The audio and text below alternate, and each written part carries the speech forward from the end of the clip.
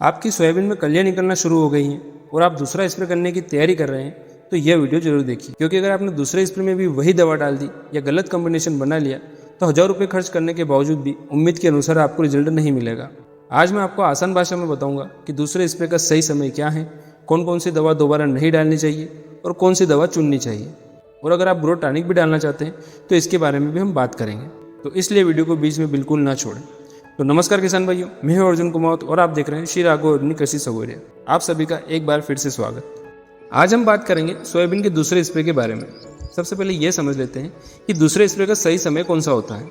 किसान भाइयों, जब सोयाबीन में फूल आने से ठीक पहले छोटी छोटी कलियां यानी बेंडिंग बनना शुरू हो जाए, वही दूसरे स्प्रे का सबसे अच्छा समय माना जाता है। इस समय किया गया स्प्रे आगे बनने वाली फूलों की सुरक्षा और फल की बढ़वार के लिए महत्वपूर्ण हो सकता है। अगर आपने पहले या बाद में स्प्रे किया तब भी आप अपनी फसल की वर्तमान अवस्था देखकर निर्णय ले सकते हैं, लेकिन बंडिंग की शुरुआती वाली अवस्था पर किया गया स्प्रे अक्सर बेहतर परिणाम देता है। अब सबसे जरूरी बात, दूसरे स्प्रे में वही कीटनाशक दोबारा नहीं दोहराना चाहिए जो आपने पहले स्प्रे में इस्तेमाल किया था। अगर पहले स्प्रे में आपने इमामेक्टिन बेंजोएट डाला है तो दूसरे स्प्रे में दोबारा न डालें। अगर आपने दूसरे स्प्रे में कोरोजन टेक्निकल का उपयोग किया है तो दूसरे स्प्रे में इसको बिल्कुल रिपीट ना करें। कोशिश यही करें कि दूसरे स्प्रे में अलग तकनीक यानी अलग समूह की दवा चुनें ताकि नियंत्रण बेहतर मिले और एक ही दवा पर बार बार निर्भर ना रहे। अब सवाल ये आता है कि दूसरे स्प्रे में कौन सी दवा चुनें। किसान भाइयों, मैं आपको 3 विकल्प बताऊंगा। इन तीनों में से अपनी जरूरत और पहले स्प्रे में इस्तेमाल की गई दवा के अनुसार किसी एक का चुनाव कर सकते हैं। बात करते हैं दूसरे स्प्रे में कौन कौन सी दवा चुननी चाहिए।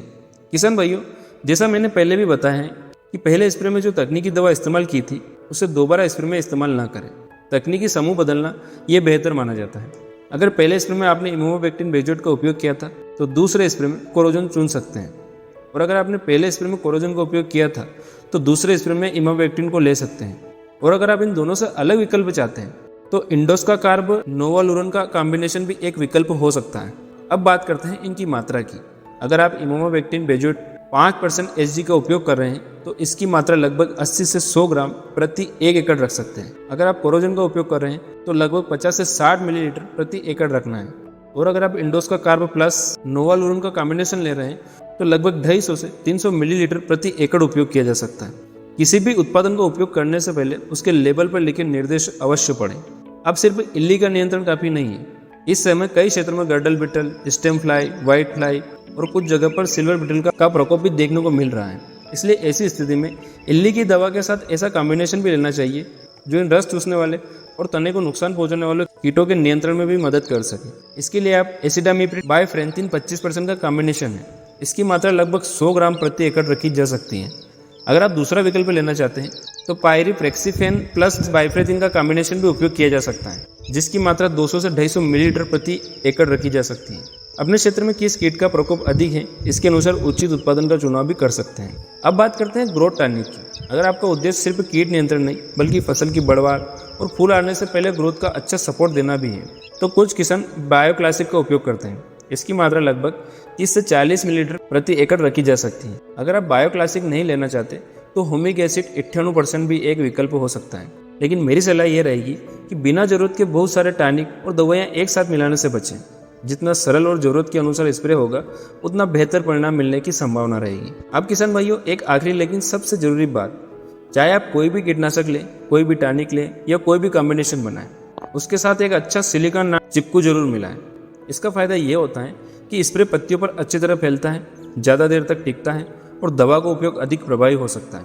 लेकिन हमेशा लेबल पर दिए गए निर्देश के अनुसार ही मात्रा रखें। एक और बात का हमेशा ध्यान रखिए, जितनी जरूरत हो उतनी ही दवा डालिए। यह मत सोचिए कि ज़्यादा दवा डालने से ज़्यादा फायदा होगा। कई किसान हर टॉनिक, हर दवा और हर पोषण वाली चीज़ एक ही टैंक में मिला देते हैं। यही सबसे बड़ी गलती है। सही समय पर सही मात्रा और सही कॉम्बिनेशन अच्छी खेती की पहचान है। अगर आपने पहली स्प्रे सही समय पर की है और दूसरा स्प्रे भी आप फसल की अवस्था देखकर करेंगे तो आगे चलकर फूल, फलियां और उत्पादन पर अच्छा असर देखने को मिल सकता है।